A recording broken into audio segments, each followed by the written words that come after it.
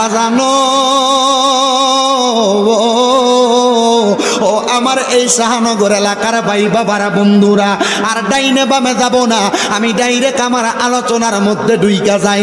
আমি আল্লাহর কোরআনুল কারীমের 30 পারা সূরা বাইয়ানার শেষ 2টা আয়াতের শেষ একটা আয়াতের আগের 2টা আয়াত আমি আপনাদের কাছে তেলাওয়াত করেছি। আল্লাহ তাআলা কোরআনুল কারীমের মধ্যে বলেন, বিসমিল্লাহির রহমানির রহিম, ইন্নাল্লাযীনা কাফারু মিন আহলিল কিতাবি ওয়াল মুশরিকিনা ফি নারি জাহান্নাম খালিদিনা ফিহা উলাইকা হুম শাররুল বারিয়া। জবান খুলে উচ্চ কণ্ঠে জোরে জোরে পড়েন আল্লাহু আকবার। আপনারা কোন ঘোষণাকার? এই পৃথিবীতে মানুষ 2 ধরনের, জোরে কোন কয় ধরনের? একটা হলো ভালো আর একটা হলো খারাপ, একটা হলো ভালো আর একটা হলো খারাপ। মনোযোগ দেন, ভালো এবং খারাপ। কিন্তু আল্লাহ তাআলা কোরআনুল কারীমের এই আয়াত দিয়া কি বোঝায়? আল্লাহ কয়, ইন্নাল্লাযীনা, নিশ্চয় যাহারা কাফারু কুফরি করে, মিন আহলিল কিতাব, যারা আহলে কিতাব, ওয়াল মুশরিকিনা, যারা শিরিক করে। আল্লাহ কয়, শোনো জগতের মানুষের দলেরা, ফি নারি জাহান্নামা খালিদিনা ফিহা, এরা জাহান্নামে যাবে, যেই জাহান্নামের নিচের মধ্যে তারা চিরস্থায়ী বাসিন্দা হইয়া থাকবে। ইয়া রাসূলুল্লাহ, ইয়া হাবিবাল্লাহ, নবী গো, আপনার কাছে জানতে চাই এরা কারা? আমার নবী আল্লাহর কোরআন থেকে ঘোষণা করে, উলাইকা হুম শাররুল বারিয়া, এরা হলো পৃথিবীর সবচাইতে নিকৃষ্ট মানুষ, পৃথিবীর সবচাইতে নিকৃষ্ট মানুষ। এবার আসেন, এই আয়াতে 3 প্রকারের মানুষের কথা বলছে। 1 নাম্বার যারা কুফরি করে, 2 নাম্বার যারা আহলে কিতাব, 3 নাম্বার যারা মুশরিক, যারা শিরিক করে। এবার আপনার মনে প্রশ্ন, হুজুর কুফরি করে কারা? কুফরির সংজ্ঞাটা লইয়া যান। হযরত ইমামে কেরামগণ ঘোষণা করতেছে, কুফরি ওইটাকে বলে আল্লাহর কোরআনের মধ্যে যা আদেশ করা হয়েছে তা অমান্য কইরা তা পালন না করা, আল্লাহর কোরআনে যা নিষেধ করা হয়েছে তা অমান্য কইরা পালন করা, এটা হলো কুফরি। এটা কি? জোরে কোন? আপনি রাগ করেন। হ্যাঁ, বিষয়টা হলো বাহিরে যে সাউন্ডটা ডাইরেক্ট স্টেজে আমার কানে লাগে। আমি প্রত্যেকদিন মাহফিল করার কারণে আমি চিল্লাইতে আমার কষ্ট হয়। কিন্তু আমি এখন আজকে অনেক চিল্লাইতেছি না ভাই, অনেক চিল্লাইতেছি। কেন? এই বাইরের সাউন্ডটা কানে লাগার কারণে আপনার স্পিকারের সাউন্ডটা আমার কানে ক্লিয়ার না। স্পিকার কখনো আর এমনি সামনে দিয়ে না, এনে দিবেন স্টেজ শুধু প্রয়োজনে এই সাইডে দিয়ে থেকে দিবেন। হ্যাঁ, সাউন্ড ভালো, সব কিছু ঠিক আছে, ওই বাইরের সাউন্ডটা এটা কানে লাগে। এখন যেমনি আছে এমনি থাক, শুধু আপনারা কষ্ট করে বসবেন, একটু মনোযোগ দেন বাবারা। তাহলে কয় প্রকার মানুষের কথা বলছে? 3 প্রকার। 1 নাম্বার যারা কুফরি করে, 2 নাম্বার যারা আহলে কিতাব, 3 নাম্বার যারা মুশরিক। আসেন 1 নাম্বার কুফরির কথা শুনি। আল্লাহ কয়, বান্দা নামাজ পড়ো, নামাজ না পড়লে কাফের না, নামাজ না পড়লে ফাসেক হয়। কিন্তু কেউ যদি কয় আমি নামাজকে স্বীকার করি না, নামাজ পড়া এটা আল্লাহর বিধান না, তাইলে সে কুফরি করে। আল্লাহ কয়, এ বান্দা সুদ খাইও না। শাহনগরে সুদ করে আসেনি, গোশ করে আসেনি, পরের হক মেরা খাওয়াই না আসেনি। এ শাহনগর এলাকার সুদখোরেরা, মনোযোগ দিয়া শোনো, সুদ যে খাও মজা মাইরা মাইরা, এটা যে হারাম তুমি জানো নি জানি না। আসলে সুদখোররা সুদ খাওয়া যে হারাম এটা জানে। কথা কন না কি রে? সুদখোর নাই।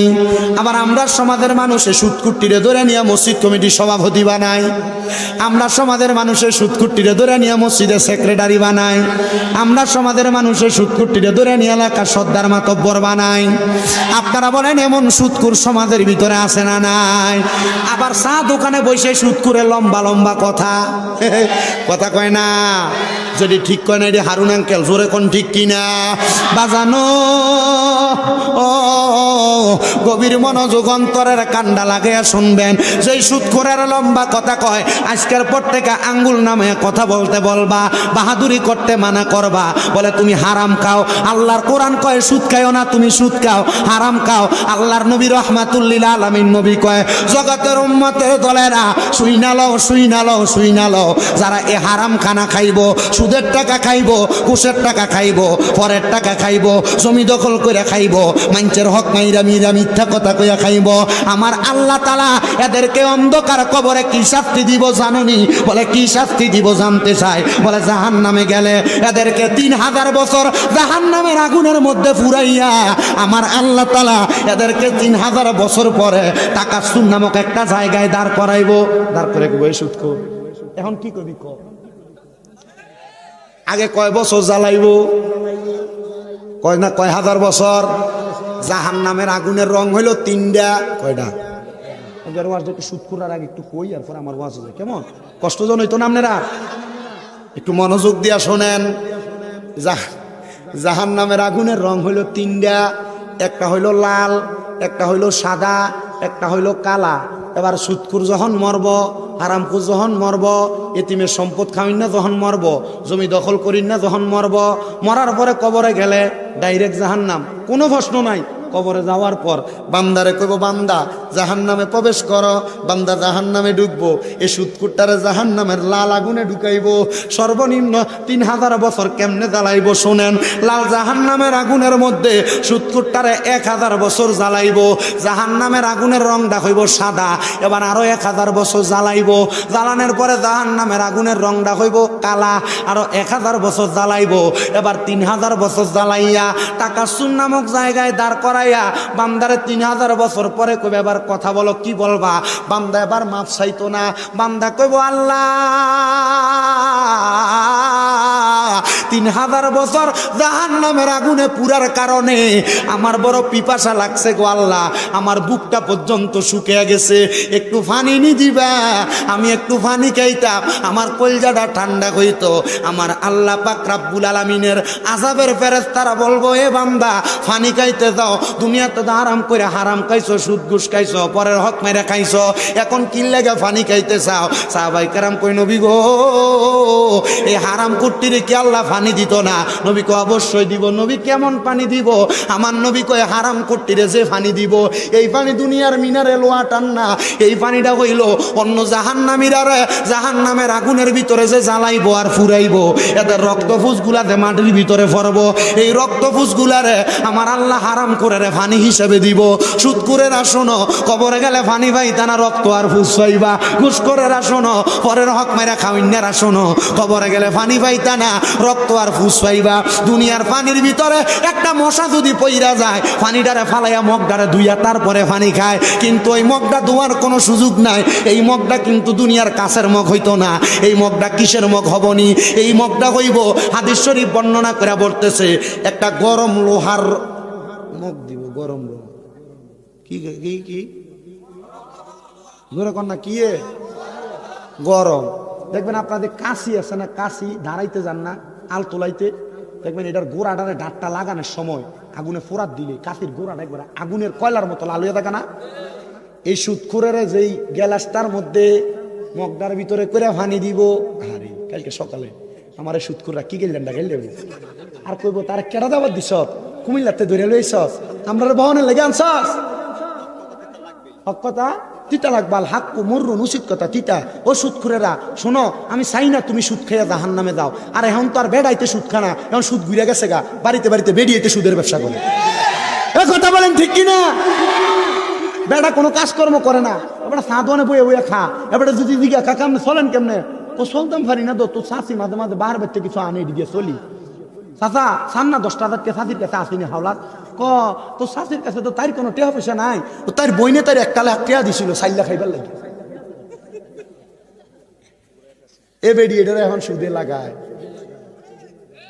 কথা কন্যা কেরে আমার এই দিলালপুর এলাকার শাহনগর এলাকার পর্দার অন্তরালার মা বোনেরা গো, সোশ্যাল মিডিয়ার মাধ্যমে দেখনেওয়ালা দেশ বিদেশের মা বোনের একটু মনোযোগ দিয়া শোনো। আমি চাই না তোমরা মারা দোজকে যাও সুদ খাইয়া, আমি চাই না তোমরা বাবারা দোজকে যাও ফরের হক খাইয়া, আমি চাই না তোমরা বাবারা দোজকে যাও মানুষের মিশা কথা কইয়া ওজনে কম দিয়া, আমরা চাই না তোমরা দোজকে যাও ক্ষেতের একাইতে লাইল দিয়ে 4 আঙ্গুল বানাইয়া। আসিনি বন্ধুরে ওই হারাম খট্টিরে যেই মগডার ভিতরে কইরা পানি দিব, এই মগডা লোহার গরম মগ হইব, এই মগডা লাল হইয়া থাকবো, এটার ভিতরে রক্ত ফুস দিয়া কইব বান্দা খাও, তখন বান্দা কইব আল্লাহ খাইতে পারবো না। বলে কেমনে খাইবো? এটা রক্ত আর পুজ, এটা কি খাওয়া যায়নি?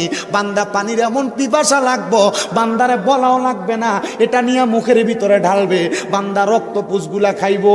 কিন্তু বান্দা কেমন অবস্থা হইব জানো? ইয়া রাসূলুল্লাহ কেমন অবস্থা হইব? আমার নবী বর্ণনা দেয়, এই রক্ত ফুসগুলা খাওয়ার সাথে সাথে তার পেটের নাড়ি বুড়িগুলা উতরাইয়া তার পায়খানার রাস্তা দিয়া বাইর হইব। কবরের ভিতরে এত আযাব, সুদকুরেরা ও ঘুষকুরেরা, হারাম কুরেরা, পরের হক মাইরা খানেওয়ালারা সাবধান হইয়া যাওগা। কবরে গেলে কিন্তু আমার আল্লাহ তাআলা কঠিন শাস্তি তোমারে দিব, এই হারাম খাবারগুলা তোমারে খাওয়াইব। কবরে যাওয়ার কারণে তো আমরার এলাকার এক সুদকুরের ছোট্ট একটা কথা বললে বুঝবেন, বেটা যে সুদ খায়, বেটা যে জানে এটা হারাম, তবুও কেন খায়? এবারটা সুদে এক লোকের 1 লাখ টাকা দিছে, 1 লাখে মাসে বছরে সুদ আসে 30,000 টাকা। কত?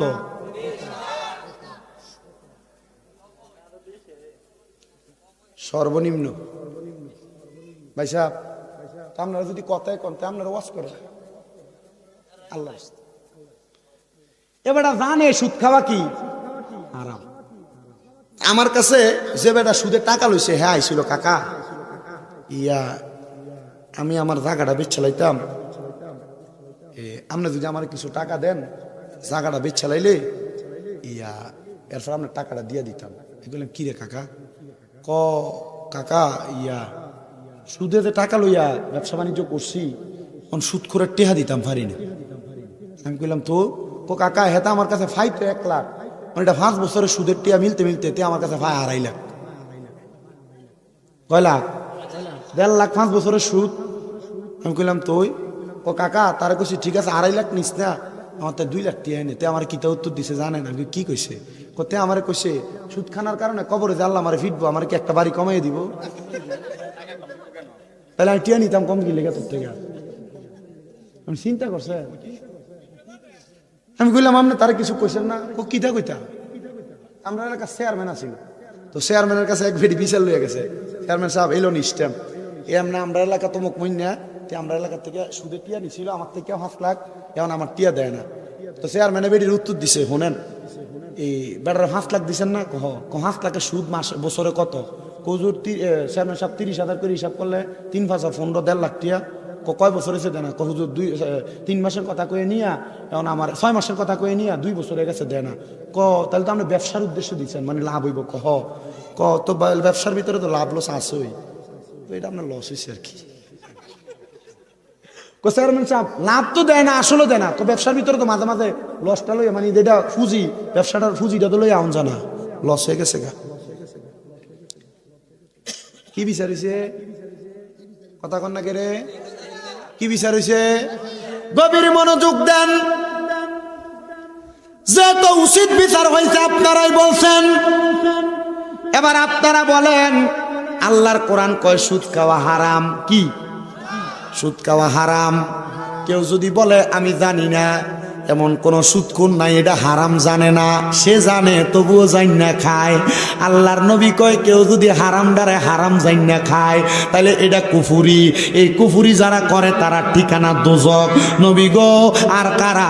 আমার নবী কয় যারা চুরি করে, এরা জানে চুরি করা হারাম, তবু এরা চুরি করে। এই চুরি করার কারণে এটা কুফুরি। এমন কুফুরি কেউ কইর না, কুফুরি করলে তোমার ঠিকানা দোজকে যাবে। এবার ভাইয়েরা, বাবারা, বন্ধুরা, যারা সুদ খায় এবং যারা সুদ দেয় তাদের ব্যাপারে একটা হাদিস শরীফ শুনেন। আল্লাহর নবী কয় এই সুদ খাওয়া, সুদ দেওয়ার মাঝে সর্বনিম্ন যেই গুনাহ, এই গুনাহটা হইল একটা ব্যক্তি সুদ খাওয়ার কারণে তার মায়ের সাথে 70 বার জিনা করলে, মিলামিশা করলে যেই গুনাহ হইব, 1 টাকা সুদ খাইলে আমল নামায় সেই গুনাহটা হইব। বন্ধুরে, আপনি আপনার স্ত্রীর সাথে যে মিলামিশাটা করেন, যদি 1 টাকা সুদ খান, তাহলে আপনার নবী তুলনা করছে মাল লগে মিলামিশা করার মতো গুনাহ আপনার হইব। সুদকুরেরা হারামখোরেরা একটু বুঝা শুই না সুদ খাইও, হারাম খাইও, পরের টাকা মাইরা মাইরা খাইও, তাহলে কবরে গেলে শাস্তি কিন্তু তোমার কম হবে না। যারা সুদের উপরে টাকা নিয়ে ব্যবসা করে আপনারা মনে করবেন, মনে করতেছেন হুজুর এটা কি আমরার গুনাহ হইব? হ্যাঁ গুনাহ হইব। পারলে মানুষের বাড়িতে মুনি দিবেন, বাথরুম সাফ করে ভাত খাইবেন, তবুও কোনোদিন সুদের টাকা নিয়ে ব্যবসা করবেন না। বলে হুজুর কেন? কারণ এই হারাম দিয়া শুরু করলে যা ইনকাম করবেন সব আপনার হারাম হবে। মুসলমান বলে হুজুর গো তাহলে যারা সুদ খায়, তারা সুদ দেয়, তারাই শুধু গুনাহগার। আমার নবী কয় না, সুদের টাকা লেনদেনের সময় ইসলাম হয়নি। নবী কয় যারা কাতে, যারা সুদের টাকার লেখালেখি ইসলামের ভিতরে লেখালেখি করে, সুদ খাইয়া যে গুনাহ কামাই করব, এই সুদের টাকার কথা যে ব্যক্তি ইসলামের ভিতরে লিখে দিব, এই ব্যক্তি সমান গুনায় গুনাহগার হইব। নবী গো আর কে? আমার নবী কয় শোনো দুনিয়ার মানুষের দলেরা, কেউ 1 লাখ টাকা দেওয়ার সময় এলাকার ময় মুরব্বীরে ডাকে সাক্ষী রাখে সুদে টাকা দিছে। এবার এই ময় মুরব্বী যারা সুদের টাকার সাক্ষী হইব, আল্লাহর কসম সুদ খাইয়া যে গুনাহগার হইব, সাক্ষী হইলে কি গুনাহগার হইব। ও মুসলমান, আপনার এলাকার কত মানুষ ব্যাংক থেকে টাকা তোলে, ব্যাংক থেকে যে টাকা পয়সা তোলে, আপনারা যে একটা সিগনেচার দিয়ে সাক্ষী বানায়, আল্লাহর কসম এই সুদের টাকার সাক্ষী হওয়ার কারণে আপনি সমান অপরাধী হইয়া যাইবেন। ওরে বিচার হবে কর্ম অনুসারে, কঠিন হাসরে বিচার হবে কর্ম অনুসারে। মুসলমান তাহলে কুফরির কথা জানলাম। আল্লাহর হাবিব মুহাম্মাদুর রাসূলুল্লাহ সাল্লাল্লাহু আলাইহি ওয়াসাল্লাম নবী জানিয়া আমরার কাছে আসছে, এগুলার যদি কেউ মানে তাইলে সেই ব্যক্তি ইমানদার, কেউ যদি অস্বীকার করে তাহলে সেই ব্যক্তি হলো বেঈমান। বলে হুজুর আল্লাহর নবী সর্বপ্রথম আমরার কাছে কেমনে আসছে? আল্লাহ কয় কদ জাআকুম মিনাল্লাহি নূরুন ওয়া কিতাবুম মুবিন। আল্লাহর নবী তোমাদের কাছে আসছে একটা কিতাব হিকমত নিয়া, এবং এই দুনিয়ার জমিনের ভিতরে নূরে মুহাম্মদী হইয়া, নূরের নবী হইয়া দুনিয়াতে আসছে। আমরা যারা সুন্নি মুসলমান, আমরা ওই নবীরে নূরের নবী মানি। যদি কেউ বলে মানি না, তার সঙ্গে আমার কোনো সম্পর্ক নাই, সে তার মতো থাকবে, দলাদলি দ্বন্দ্ব তার মতো রাখবেন। আমরা মানবো, আমরা মুমিন, আমরা ইমানদার। বলে হুজুর কেউ তো বলে আমরার মতো মানুষ। আমি বলবো বাবা আমরার মতো মানুষ তারা যে বলে, এটার পক্ষে একটা দলিল আছে। তারা কয় কুলিন্নামা আনা বাশারুম মিসলুকুম ইউহা ইলাইয়া। আল্লাহ তাআলা কোরআনুল কারীমে বলছে নবী আপনি তারারে বলেন আমি তো তোমাদের মতো একজন মানুষ, তবে তোমাদের মাঝে আর আমাদের মাঝে পার্থক্য হইল ইউহা ইলাইয়া, তোমাদের কাছে ওহী আসে না, আমার কাছে ওহী আসে। এই আয়াত কেন নাযিল হইছে? বোকারে যদি বলে বোকা বলতে পারবে না। আমার আল্লাহ তাআলার পেয়ারা হাবিব যখন মানুষের কাছে ইসলাম ধর্মের দাওয়াত দেয়, আবু জাহেল কই ইয়া রাসূলুল্লাহ, আল্লাহর হাবিব মুহাম্মাদুর রাসূলুল্লাহ আপনি যে মানুষের ইসলামের দাওয়াত দেন, আপনি দাওয়াত দিয়া কি লাভ? কয় আমি দাওয়াত দিলে আমার আল্লাহ তাআলার ইসলামের ছায়া তলে মানুষ আসবে। আবু জাহেল কয় আপনি যে নবী, আপনি যদি আমার একটা কাজের সাক্ষী দিতে পারেন তাহলে আমি আপনার কাছে ইসলাম ধর্ম সাক্ষী চাও। এবার আবু জাহেল কি করলেন? পুরা মক্কা নগরীর সবচাইতে জাদুগিরিরে ডাক দিছে, সবচাইতে মালিক বিন হাবিব, মালিক বিন হাবিবকে ডাক দিছে। মালিক বিন হাবিব কয় হে মুহাম্মদ, তুমি যদি আমার একটা প্রশ্নের জবাব দিতে পারো তাহলে তুমি আমার বলো, আমি তোমার কাছে ইসলাম ধর্ম গ্রহণ করব। মালিক বিন হাবিব হাতের মুঠের ভিতরে একটা পাথর নিয়া মুহাম্মাদুর রাসূলুল্লাহর সামনে দেয়া কয় কও না আমার হাতে কি? মুহাম্মাদুর রাসূলুল্লাহ কয় আমি কইতাম না, হাতেরটা জবাব দিত। আমার দয়াল নবী বিনে গো আপন বলতে কে গো নাই জগতে। পাথরের ভিতর থেকে জবাব দেয় মালিক বিন হাবিব, কোন নবীর সামনে আসছো? এটা তো মুহাম্মাদুর রাসূলুল্লাহ সাল্লাল্লাহু আলাইহি ওয়াসাল্লাম। আমি পাথররে আমার নবীর সামনে লুকিয়ে রাখছো। আমার নবী কয় মালিক বিন হাবিব জবাব তো পাইছো ইসলাম ধর্ম গ্রহণ করবানি। মালিক বিন হাবিব কয় না গ্রহণ করতাম না। বলে মালিক বিন হাবিব শোনো, বাড়ির ভিতরে একটা ল্যাংরা বাচ্চাকে রাইখে আসছো। মালিক বিন হাবিব কয় আমার বাড়ির মধ্যে আমার একটা ল্যাংরা মেয়ে ছিল, আতুর মেয়ে ছিল।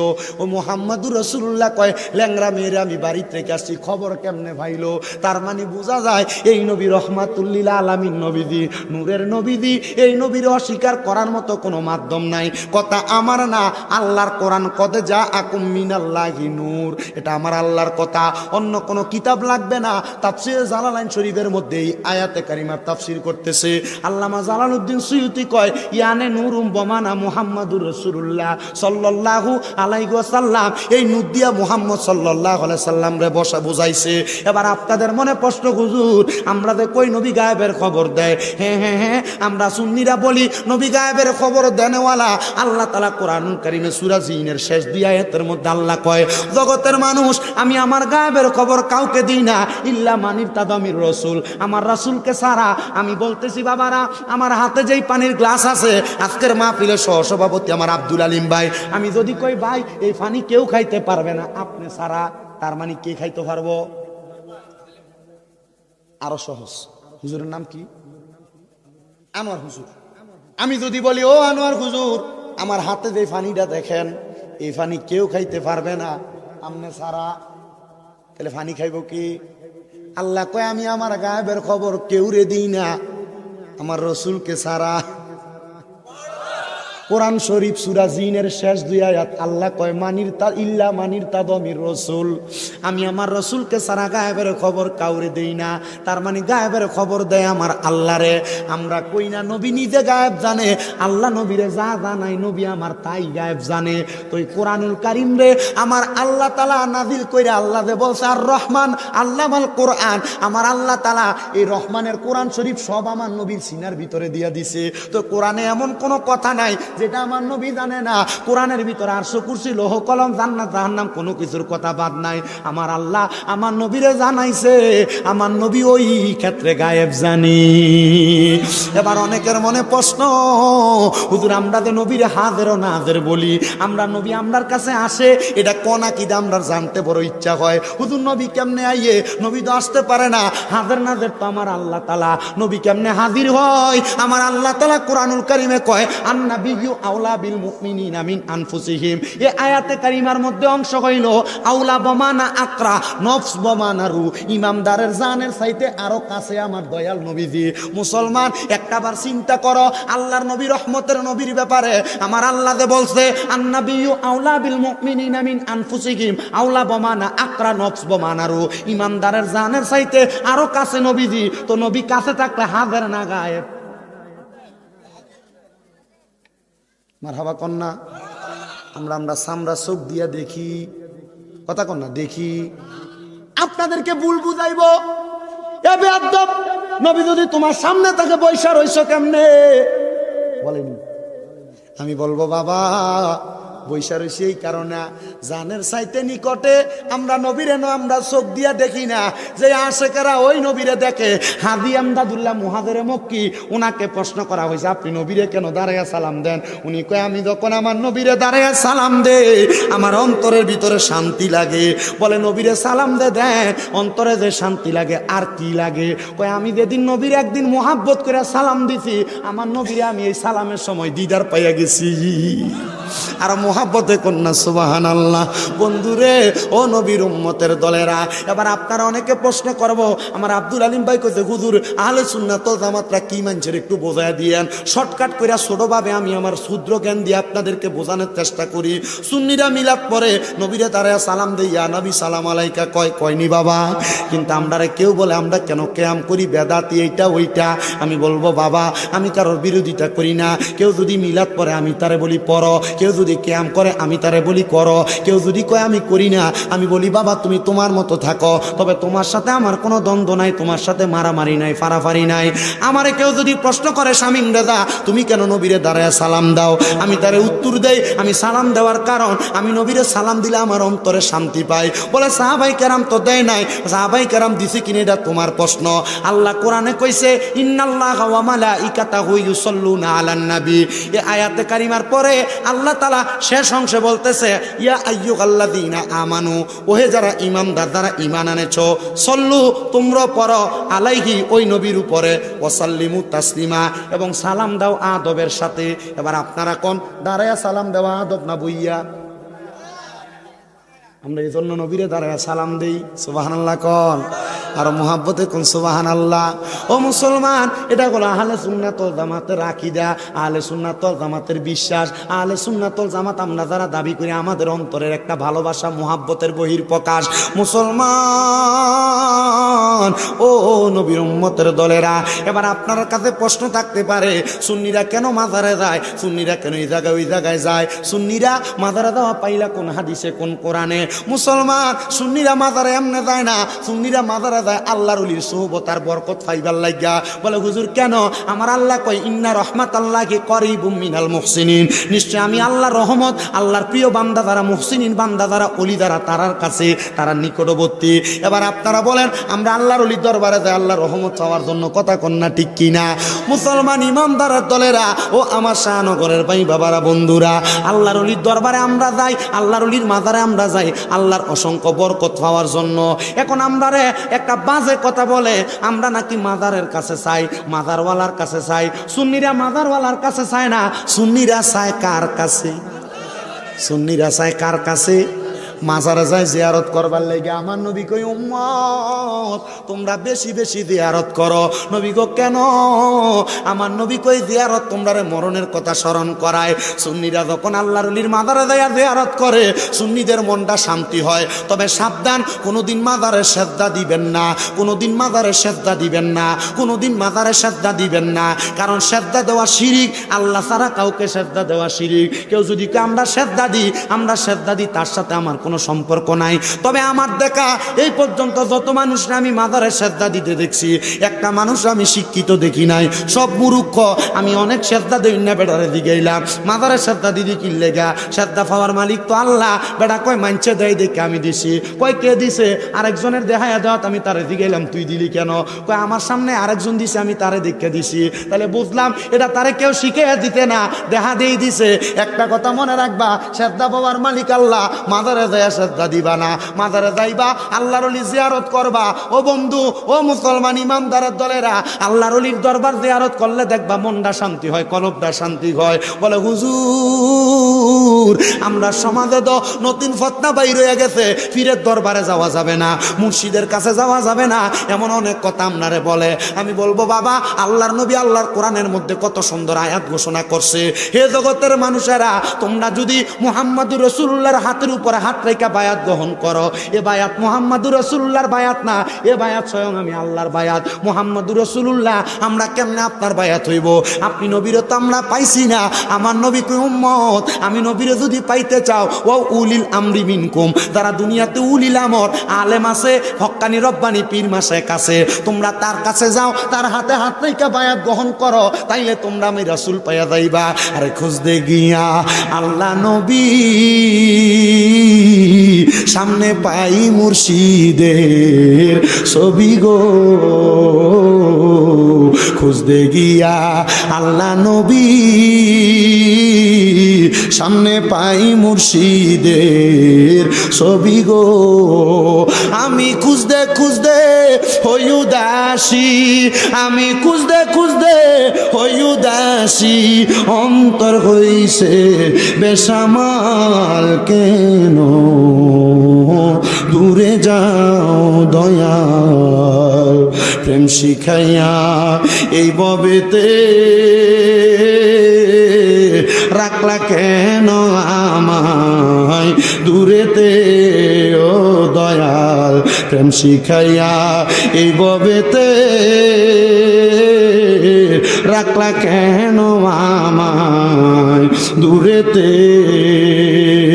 ওরে রাখো যদি তোমার কাছে পথারায়ার, হব না মুর্শিদ ছাইরো না।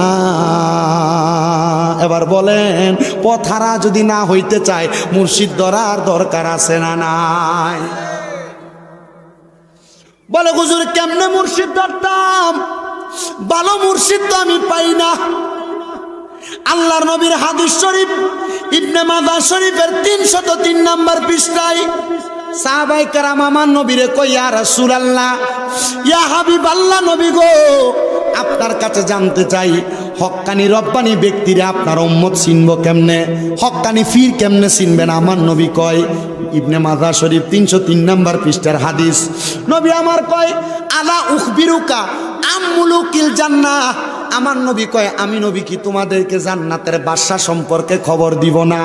ইয়া রাসূলুল্লাহ, হ্যাঁ আপনি আমাদেরকে জান্নাতের বাদশা সম্পর্কে খবর দেন।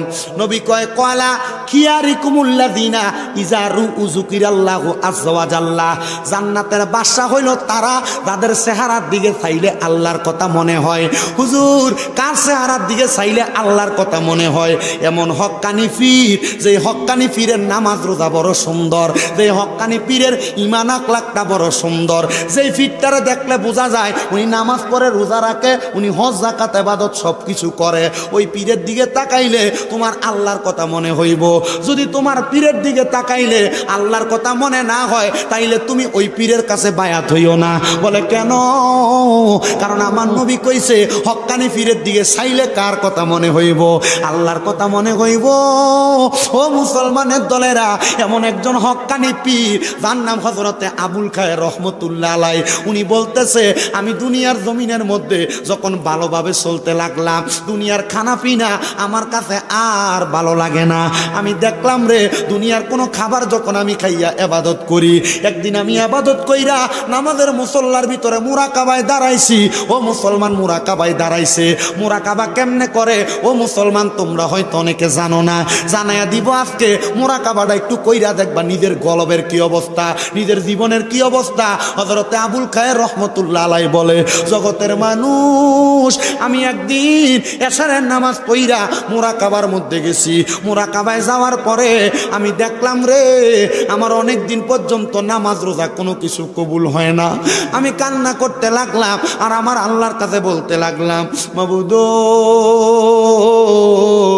এত কষ্ট করে ফজরের সময় উঠি, আমার ফজরের নামাজ বুঝি কবুল হয় না। এত কষ্ট করে রৌদ্র দিয়া জোহরের নামাজ পড়ি, আমার জোহরের নামাজ বুঝি কবুল হয় না। মাবুদ, আসর মাগরিব এশার নামাজ পড়ি, আমার নামাজগুলা বুঝি কবুল হয় না। হে আমার শাহনগরের বাবারা, নামাজ রোজা করেন, যদি শোনেন কবুল হয় না, কি করবেন আপনি?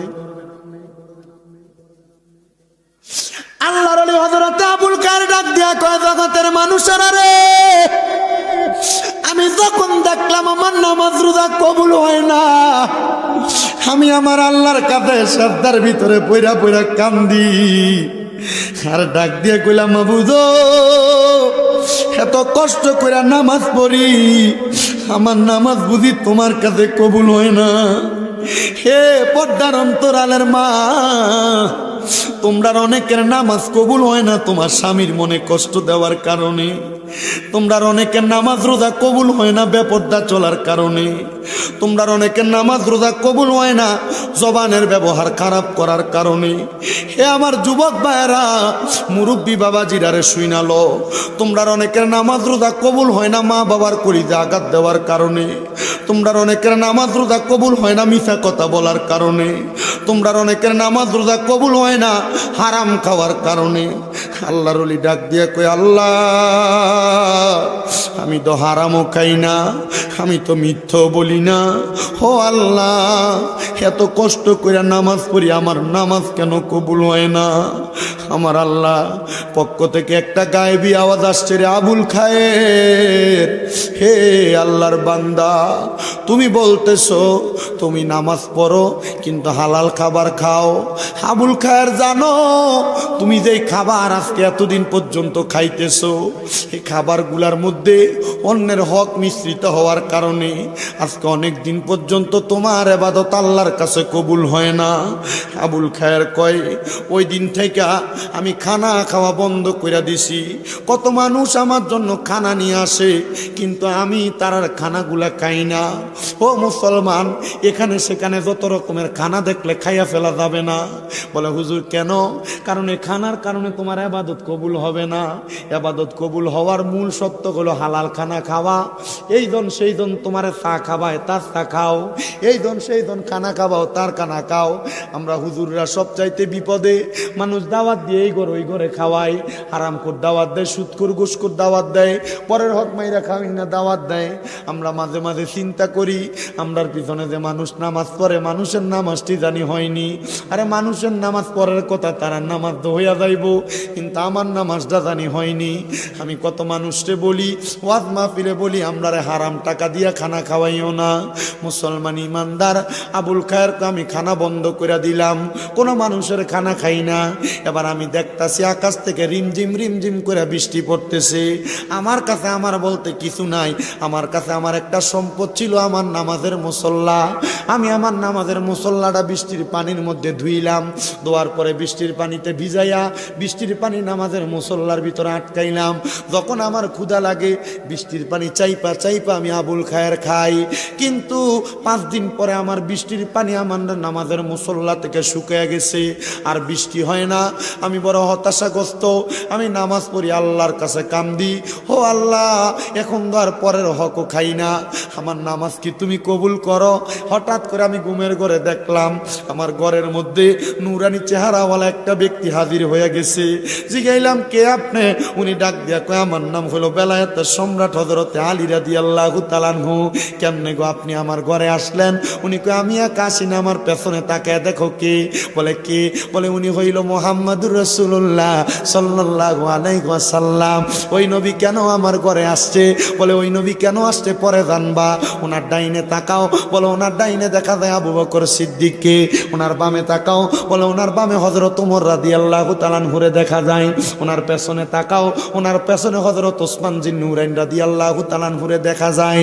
এবার ওই পাগলা ডাক দিয়া কয়, আমি যখন ঘরের মধ্যে কান্না করতে করতে ঘুমায় গেলাম, আমি দেখলাম আমার ঘরে আইসা হযরতে মৌলা আলী আমারে ডাকতাছে। আমি ঘুম থেকে জায়গা গেলাম আর জিজ্ঞাসা করলাম, কেন গো আমারে ডাকেন? বলে রহমতের নবী তোমার ঘরে আসছে, ওঠো ওঠো ওঠো, রহমতের নবীর ডাকে সাড়া দাও। এবার রহমতের নবীর ডাকে সাড়া দিয়া হযরতে আবুল খায়ের আল্লাহর বান্দা ডাক দিয়া কই, ইয়া রাসূলুল্লাহ, ইয়া হাবিবাল্লাহ, নবী গো, ও মায়ার নবী, আজকে অনেক দিন পর্যন্ত আমি নিজে খানা খাই না, কি দিয়ে আপনারে মেহমানদারি করব? কান্না করতে করতে ঘুমিয়ে গেছি। মেঘের পানি খাইয়া আমি আমার সময় কাটাইছি, বৃষ্টির পানি খাইয়া। ও নবী গো, আপনারে মেহমানদারি করার মতো আমার কাছে কিছু নাই, স্বপ্ন দেখতাছে পাগলা। পাগলা কই, ইয়া রাসূলুল্লাহ, কি দিয়া মেহমানদারি করব? আমার নবী কয়, পাগল, ইবাদত কবুল করানোর জন্য পরের হক খাও নাই, মানুষের ঘরে খাও নাই, বৃষ্টির পানি খাইয়া সময় কাটাইছ, ক্ষুধার্ত থাকতে থাকতে ক্ষুধার জ্বালায় নামাজের মুসল্লায় ঘুমায় গেছ। আমার নবীজি আস্তিন মুবারক তাইকা আবুল খায়ের একটা রুটি বাহির করে দিছে, নে আবুল খায়ের, এই রুটিটা খাও, তোমার পেটের ক্ষুধা নিবারণ করো। হযরত আবুল খায়ের কয়, ঘুমের ঘরে স্বপনে রহমতের নবীর হাত থেকে পাওয়া রুটিটা আমি অর্ধেক খাইলাম। খাওয়ার পর দেখলাম আমার নবী আমার ঘর থেকে চলে গেছে, আর হঠাৎ করে আমার ঘুমটা ভাঙ্গা গেছে। ঘুমটা ভাঙ্গার পরে আমি হঠাৎ করে জাগ্রত হইয়া বুঝতে পারলাম এটা আমার স্বপ্নে ছিল, কিন্তু আমি আমার ডান হাতে তাকিয়ে দেখি অর্ধেক রুটি আমার হাতে রইয়া গেছে। তার মানে নূরের নবীর স্বপ্ন দেইকা নবী যেই রুটিটা তার হাতের ভিতরে দিছে, এটা স্বপ্নে যদিও দেখা থাকে, রহমতের নবী নিজে তার হাতে রুটি দিছে। আপনি যদি হালাল ভাবে চলার জন্য নবীর মুহাব্বত নিয়ে অন্তরে দুনিয়াতে চলতে পারেন, আল্লাহর কসম, ও দুনিয়ার মানুষ, আপনি টাকা পয়সার আশা করা লাগবে না, রহমতের নবীর দরবার থেকে আপনারে সহযোগিতা করা লাগবে। জবান খুলে জোরে জোরে বলেন সুবহানাল্লাহ। একজন প্রেমিক আসিল গো সোনার মদিনায়, একজন প্রেমিক আসিল, ওরে যার প্রেমেতে স্বয়ং আল্লাহ দুনিয়া বানায়, আইরে যার প্রেমেতে স্বয়ং আল্লাহ দুনিয়া বানায়, একজন প্রেমিক আসিল গো, না একজন প্রেমিক আসিল, আর ছিলেন আল্লাহ গোপনের গোপন, আরশ কুরসি করিলেন সৃজন। ওরে আল্লাহর নূর হইতে বানায় হাবিবের নূর খানা, হায়রে আল্লাহর নূর হইতে বানায় হাবিবের নূর খানা।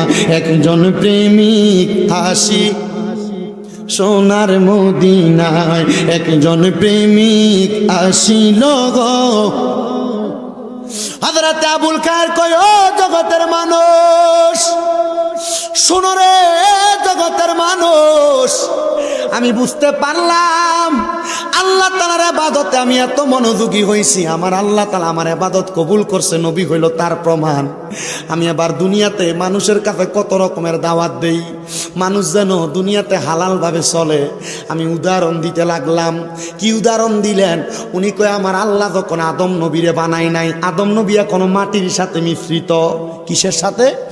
আমার আল্লাহ যখন আদম নবীরে বানায় নাই, আদম নবী যখন মাটির সাথে মিশ্রিত।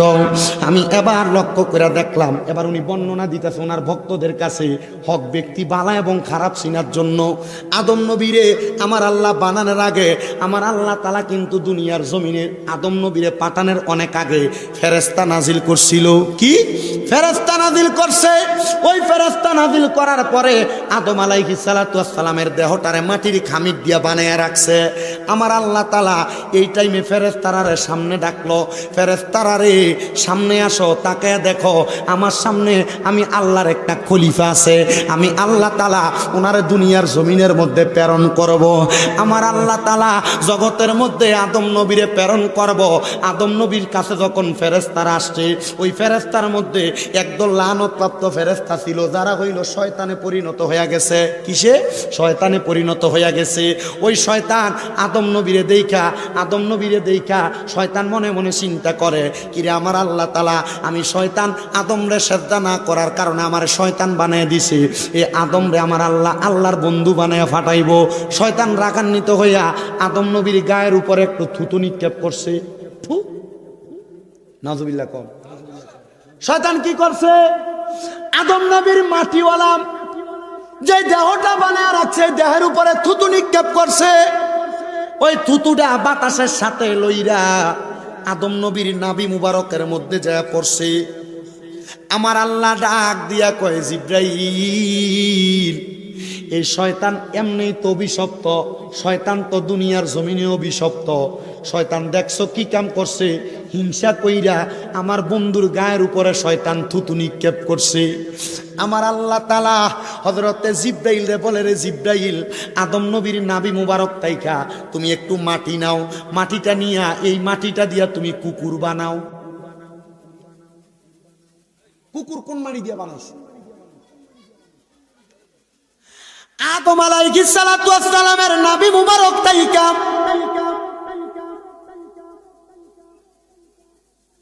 যখন মাটিটা নিয়া কুকুর বানাইছে, এবার আমার আল্লাহ কয়, এই আদম নবীর ভিতরে নূরে মুহাম্মদি দাও। আদম নবী জিন্দা হইছে, শয়তান পালায়া গেছে। আদম নবী আমার আল্লাহ তাআলার কুদরতি কদমের মধ্যে শ্রদ্ধা প্রদান করছে। বন্ধুরে, দেখবেন এই কুকুরের মাঝে তিনটা স্বভাব দেখা যায়। কুকুর দেখবেন মানুষকে বড় ভালোবাসে।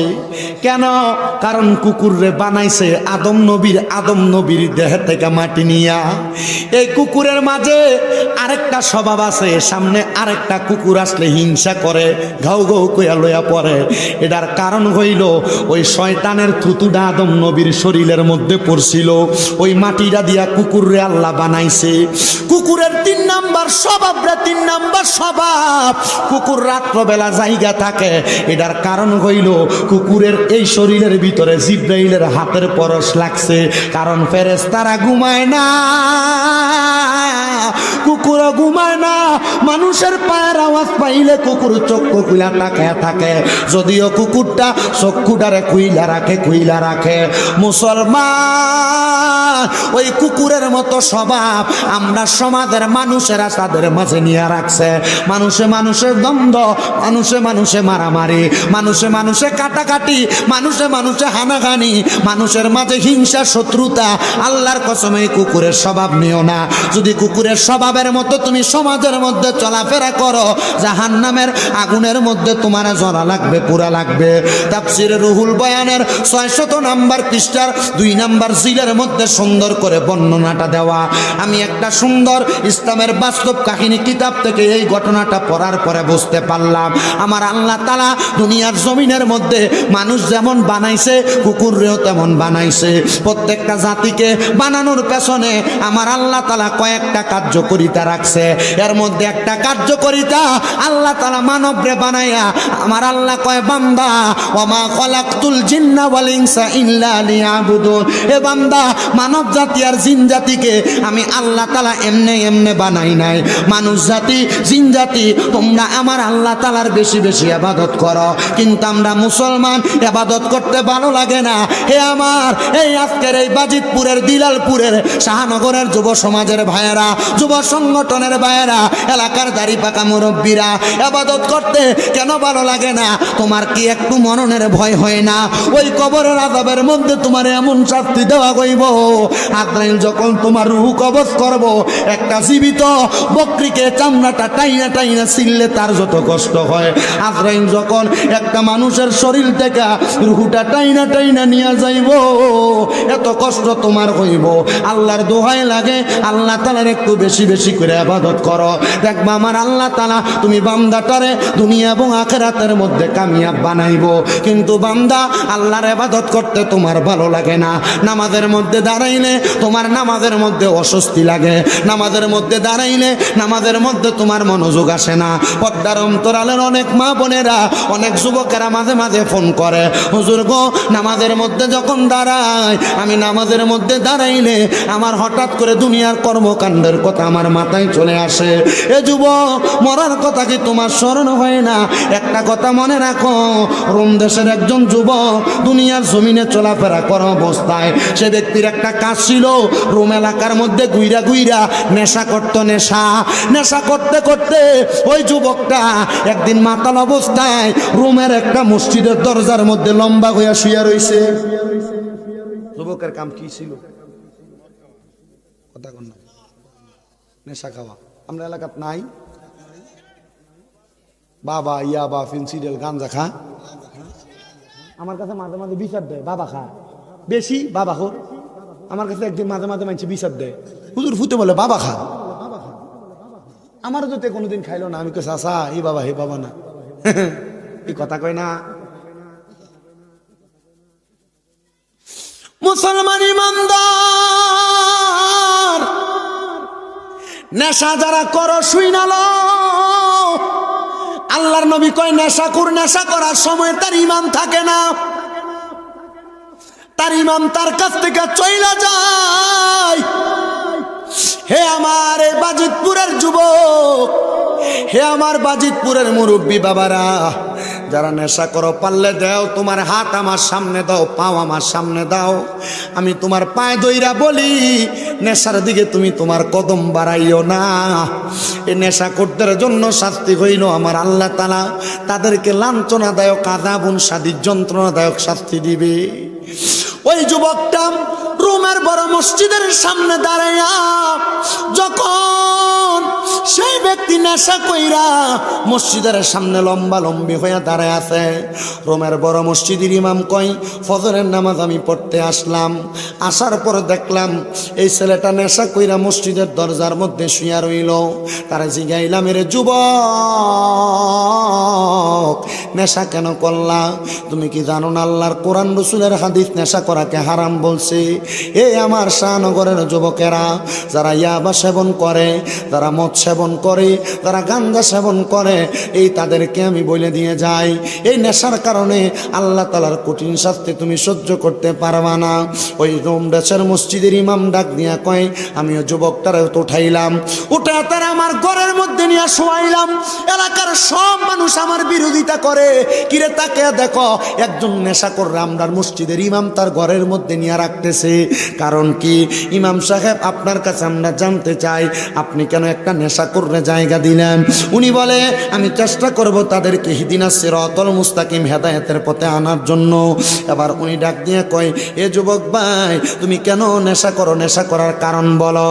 যখন তার হুঁশ ফিরল সে ডাক দিয়ে কয় হুজুর আমার জন্মের আগে আমার আব্বাজান মারা গেছে, জন্মের পরে আমার আম্মাজান মারা গেছে, আমার চাচা এবং আমার জ্যাঠা আমার ফুফু আমার আত্মীয় স্বজন অনেকে আছে, কিন্তু তারা আমারে ঠিক তেমনভাবে মানুষ করে নাই যেমনভাবে মানুষ হইলে আমি নেশা করব না। তারা আমার দায়িত্ব ছেড়ে দিয়েছে হুজুর, তারা আমাকে অবহেলা করতে লাগলো। আমি অবহেলা পাইতে পাইতে আমার ঘর ত্যাগ করলাম, আমার বাড়ি ত্যাগ করলাম। এবার রাস্তা নিয়ে যখন হাঁটি আমার বন্ধু বান্ধবের সঙ্গে চলাফেরা করি, তারা আমারে মদের বাটিখানায় নিয়ে আমারে মদ পান করায়। দেখবেন এই এলাকার মধ্যে যারা যারা সিগারেট খায় তারা একবার জিগাইলাম তুমি কেন সিগারেট খাও? দেখবেন আপনার উত্তর একদিন আমার এক বন্ধু কইছিল একটা টান দেশ না কি হইব, এই একটা টান দেশ না কি হইব কইয়া যে দরাইছে আবার প্রত্যেক দিন ওই খায়। আপনার মনে ওয়াজ বুঝতেছেন না? এলাকায় যারা যারা সিগারেট খায় জিজ্ঞেন তুই সিগারেট খানা কার কাছে শিখছ? এক আমার এক বন্ধু একবার কইছিল একটা টান দে কি হইব, এ একটা টান কি হইব তাই প্রত্যেক দিন কথা কয় না কা? হ্যাঁ ঠিক মিলছে কথাটা না? আরে মন বাঙ্গায় আর মসজিদ বাঙ্গা বাঙ্গায় আল্লাহর কাবা ঘর, বাঙ্গায় আল্লাহর কাবা ঘর, মন মন্দিরে খোদার বাড়ি, ওরে মন মন্দিরে খোদার বাড়ি, কষ্ট দিস না তার ভিতর। মন বাঙ্গায় আর মসজিদ বাঙ্গা বাঙ্গায় আল্লাহর কাবা ঘর, বাঙ্গায় আল্লাহর কাবা ঘর, মন মন্দিরে খোদায় আছে, কষ্ট দিস না তার ভিতর। ওরে আসল কাবা না চিনিয়া মারহাবা কইতেন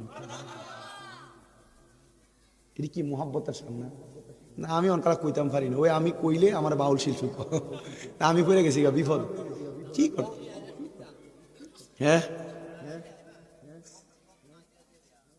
ওরে আসলে কাবা না চিনিলে সাজদা দিবা কাগার মাঝে, আসলে কাবা না চিনিলে সাজদা দিবা কাগার মাঝে। মারহাবা কোন এটা তো ভালো জিনিস, কিন্তু এটার ভিতরে তো মোহাব্বত আছে। মানুষ এটা মোহাব্বত না বুঝলে তো কিছু করেন না। আল্লাহ বোঝার তৌফিক দান করুক, আমিন জোরে কোন। বাবার এই শানগুলা পরে রাখি, আগে আপনাদেরকে ওয়াজটা বোঝাতে দেওয়ার চেষ্টা করি। মুসলমান ইমানদারেরা গভীর মনোযোগ দিবেন, গভীর মনোযোগ দিবেন। ওই নেশাখোর ছেলেটাকে প্রশ্ন করেছে তোমারে কে নেশাখোর বানাইছে? বলে আমার মা মারা যাওয়ার পরে, বাবা মারা যাওয়ার পরে আমার বন্ধু বান্ধবের থাকে তাইকে আমি নেশা করতেছি। এ যুবক নেশা যে করো তুমি কি আমার সাথে একটু আমারে সময় দিবা? বলে তোমারে সময় দেওয়ার মতো সময় আমার কাছে নাই। বলে কেন সময় নাই? বলে তুমি যদি আমার একটু সময় দাও, তোমার মা যে মারা গেছে, বাবা যে মারা গেছে, মা বাবা কবরে কেমন আছে তুমি কি খবরটা জানো? যুবক কয় না, আমার চোখের সামনে কত মানুষ মারে মা কয়া ডাকে, বাপরে বাপ কয়া ডাকে, আমার মনটা চায় আমি আমার মা বাপরে দেখতাম। হুজুর আপনি কেমন মানুষ, আপনি কি আমার মা বাপরে দেখাইতে পারবেননি? এবার বলেন আল্লাহর ওলিরা চাইলে মুরাকাবার মাধ্যমে মৃত মানুষরে দেখাইতে পারে কি পারে না? ও বন্ধুরে, ও নবীর উম্মতের দল, আশিক রাসূল ভাই বাবারা গভীর মনোযোগ দিয়া শুনো রে বাবারা। যুবক কয় হুজুর তাহলে আপনারা আমি 24 ঘন্টা সময় দিলাম, আপনি আমারে আমার মা বাপরে দেখান। ওই ছেলেটা ডাক দিয়া কয় আমি আবার যখন রোমের মসজিদের ইমাম সাহেবের কাছে আবদারটা করলাম, ইমাম সাহেব কয় বাবা আমার কাছে যদি তুমি তোমার মারে দেখার জন্য চেষ্টা করো তাহলে এখন তুমি নেশা করা ছাড়া লাগবো। পোলা কয় যে মা বাপরে আমি আমার জন্মের আগ থেকে হারাইলাম, যে বাপরে যে মারে জন্মের পরে হারাইলাম, ওই মারে বাপরে দেখার জন্য আমি নেশা ছাড়তে রাজি হুজুর একদিনের জন্য। কয় ঠিক আছে একদিনের জন্য আমার কাছে আমি তোমার কদমে হাতটা রাইখা বলি এই ডিসেম্বর মাসের 19 এবং 20 তারিখ 21 তারিখ দাওয়াত ইসলামীর উদ্যোগে ঢাকাতে আশিয়ান সিটি মারহাবা কন্যা ঢাকা আসিয়ান সিটিতে এই ডিসেম্বর মাসের 19 তারিখ, 20 তারিখ, 21 তারিখ বৃহস্পতি, শুক্র এবং শনিবার দাওয়াত ইসলামের উদ্যোগে সুন্নি একটা ইজতেমা হইব ঢাকা আসিয়ান সিটি হজ ক্যাম্পের পাশে। একটা দিন, 2টা দিন, 3টা দিনের লাগে ওই ইজতেমাটার মধ্যে যাইবা। বলে হুজুর কি লাগা? সেখানে গেলে তুমি তোমার জীবনের পরিবর্তন বুঝবা। গান বাজনা বহুত করছো, অসুবিধা নাই, 3টা দিনের লেগে যাইবা। নাচ বাজনা অসুখ করেছো, 3টা দিনের লেগে যাইবা। তোমাদের করিমগঞ্জ থেকে নাকি বাস ছাড়বো, কিশোরগঞ্জ থেকে বাস ছাড়বো, মান্না লইয়া যাইব, একটু যাইবা। বলে হুজুর কেন? কারণটা কি? এখানে গেলে নবীর প্রেম শিখবা, নামাজ শিখবা, রোজা শিখবা। যুবক কয় মা বাপরে দেখার লাগে একদিন আমি নষ্ট করতে পারি। এটা নষ্ট না, নষ্ট না, এটা হইলো আমার আল্লাহর দেওয়ার জন্য একটা নির্দিষ্ট সময়। যুবকটা কয় ওই দিন আমি আর নেশা করলাম না। ফজরের নামাজের সময় আমি হুজুরের কাছে আইলাম, আমার ফজর ফরাইছে, জোহর ফরাইছে, কিন্তু কোনো কিছু কয় না। আসর পড়াইছে, কোনো কিছু কয় না। মাগরিব পড়াইছে, কোনো কিছু কয় না। এশা পড়াইছে, কোনো কিছু কয় না। এশার নামাজটা পড়াইয়া হুজুর আমারে হাতে নিয়া হাঁটতে হাঁটতে পাহাড়ের গুহার দিকে যাইতেছে। আমি কই কি রে, সারাদিন তো কিছু বললো না, এখন কেন পাহাড়ের গুহার মধ্যে নিয়ে যায়? বুঝতে পারলাম মনে হয় এই জায়গায় মনে কোনো ঘটনা আছে। আল্লাহর ওলি ডাক দিয়ে কই আমি বড় চিন্তায় পড়ে গেলাম। আবেগের বশত তো বললাম তারা আমি তার মা বাপরে দেখাইমু। এবার আমি চিন্তা করতে লাগলাম কেমনে আমি তার মা বাপরে দেখামু। মা বাপ তো মইরা গেছে গা। ও মুসলমান, মাঝে মাঝে মা বাপরে স্বপ্ন দেখো। কিল্লেগে স্বপ্ন দেখো, একবার তো চিন্তা করো না। যদি দেখো মা স্বপ্নে দেখা দিছে, বাপ স্বপ্নে দেখা দিছে, দাদা স্বপ্নে দেখা দিছে, দাদি স্বপ্নে দেখা দিছে, বুঝবা তারা কবরের মধ্যে বড় বিপদে আছে। এর লাগে তোমরারে দেখা দেয়, তুমি তার লাগে দোয়া করবা বিদায়। এজন্য দেখবেন আমরা সমাজের মানুষ স্বপ্ন দেখলে মারে বাপরে দাদারে দাদিরে এরা মিলাদ করায়, দোয়া করায়। এটার উদ্দেশ্য হইল তার জন্য দোয়া করব, এই জন্য স্বপ্ন দেখায়। মুসলমান কষ্ট হয়নি আপনারা? আর আল্লাহর ওলি কয় আমি তারে নিয়ে যাইতে লাগলাম ওই পাহাড়ের গুহার মধ্যে। গুহার মধ্যে যাইয়া আমি নামাজের নিয়ত করলাম 2 রাকাত। কয় রাকাত? 2 রাকাত নামাজের নিয়ত করলাম।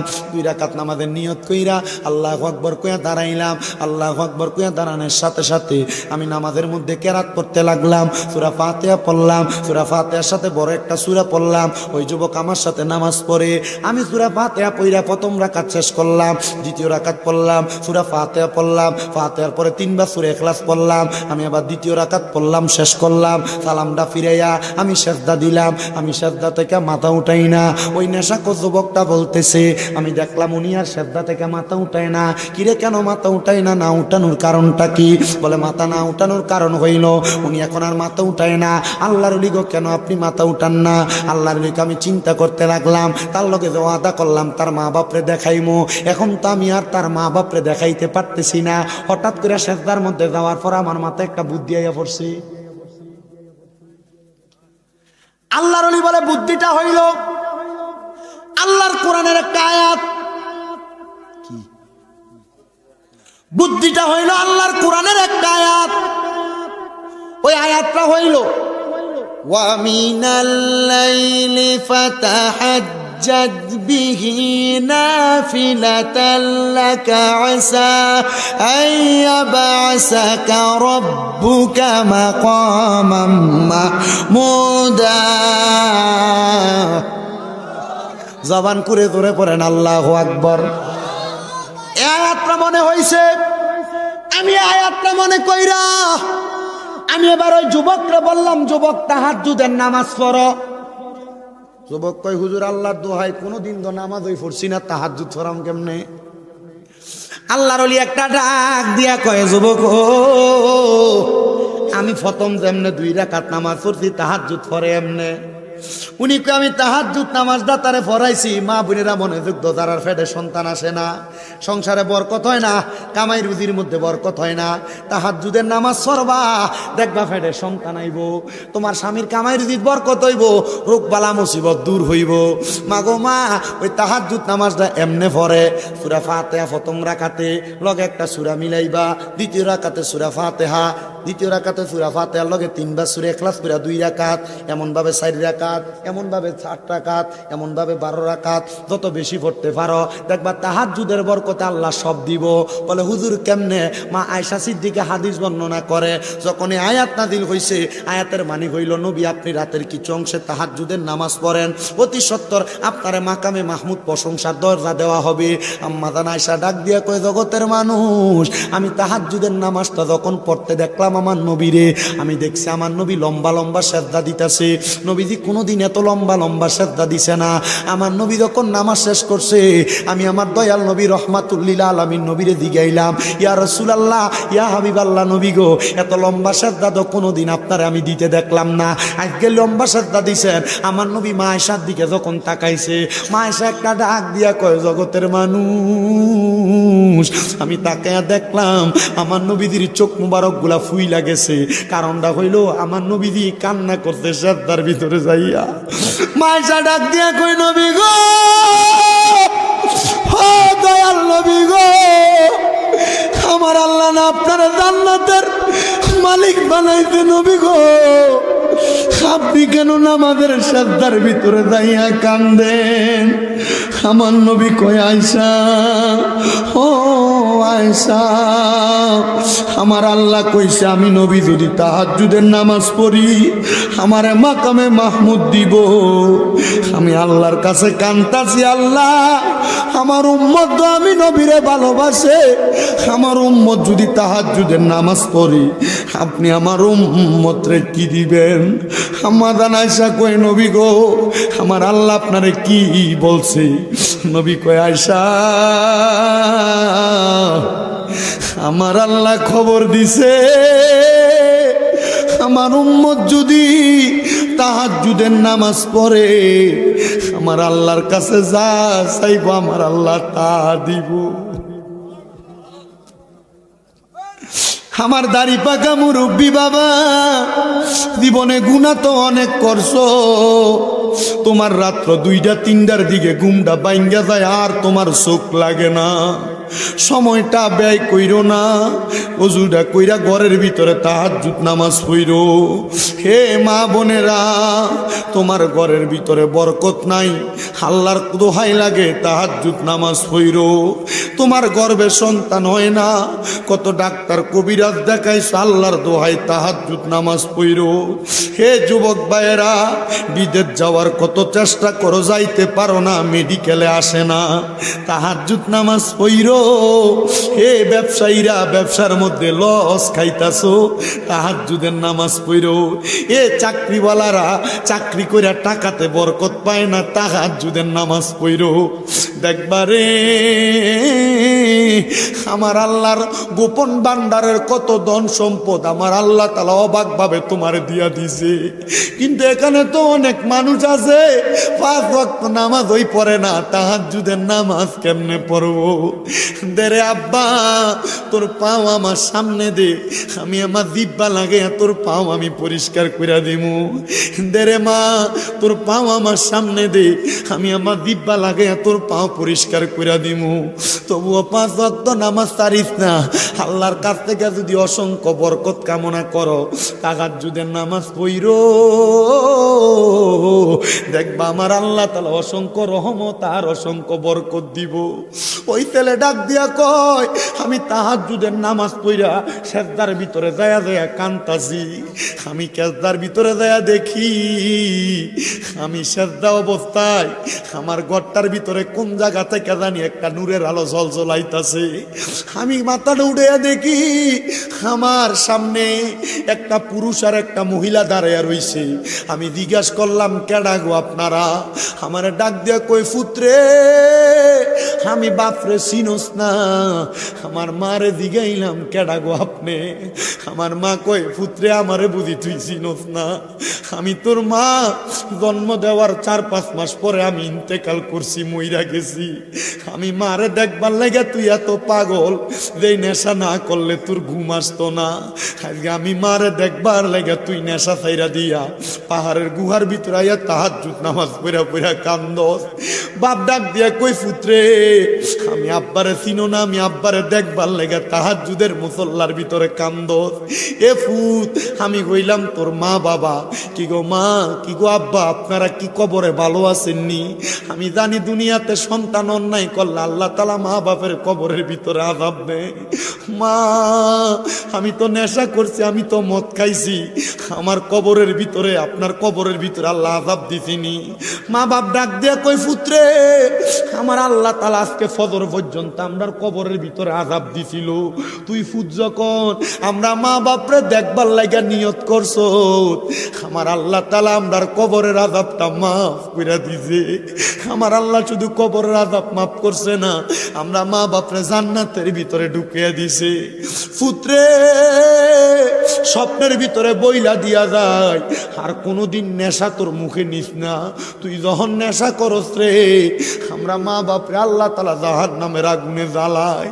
এ সন্তানের দল, তোমার মা বাবা তোমার লাখ লাখ টাকার বাড়ি গাড়ি দিয়া গেছে, এই বাড়িতে তুমি যে গান বাজনা করো, দুনিয়ার মাটি কাঁপাও, আল্লাহ তাআলা ওই কবরে তোমার মা বাবার কবরে আযাব দেয়। ওই তালাকে আমার মা আমার আব্বা কবরে, আমি পুতের জন্য জ্বলে, আমি সন্তান সহ্য করতে পারি নাই। এ সন্তানের দল, হে কিশোরগঞ্জের, বাজিতপুরের, দিলালপুরের, শাহনগরের বাবারা, আজকের মাহফিলে বুঝি তোমরা আমার মাটি দিয়াইছো, তোমরার বাপরে কবরে শোয়া দিয়া আইছো। মা বাপ কবরে কেমন আছে জানো না? সন্তান রে, তাহাজ্জুদ নামাজ পইরা পইরা আল্লাহর কাছে কান্দা দেখো, মা বাপরে কবরে কেমন আছে দেখবা। হে সন্তান, বাবা বিদেশে গেলে ইমু কলের মাধ্যমে ভিডিওতে আব্বারে দেখা যায়, কিন্তু বাপরে যে কবরে শোয়া দিয়া আসো, ওই বাবার খবর তো একবার তুমি লইলা না। ওরে ভালোবাসি তোমায় বাবা, বুকটা যে যাইছি রে, তোমার কথা হৃদয় মাঝে। বাবা তুমি কেমন আছো ছোট মাটির ঘরে, তোমার কথা হৃদয় মাঝে পড়ছে বারে বারে। বাবা গো, ও বাবা, বাবা গো বাবা, ভালোবাসি তোমায় বাবা, বুকটা যে যাইছি রে, তোমার কথা হৃদয় মাঝে পড়ছে বারে বারে। ওরে দরজাটা খুলতে খেয়ে যাই ধোকা, বাবা বুঝি বলছে এলে নাকি খোকা, বুকের ভিতরটা লড়ে চড়ে ওঠে, সবাই আছে শুধু বাবা নেই, শুধু বাবা নেই।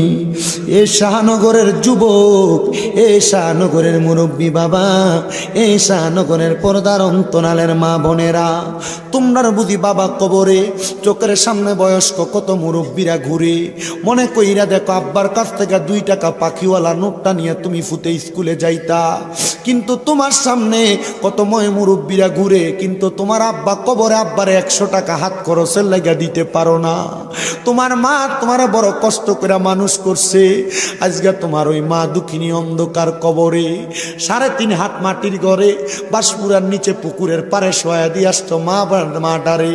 ওই মার খবর তো একবার লইলা না, মা জননী কবরে কেমন আছে।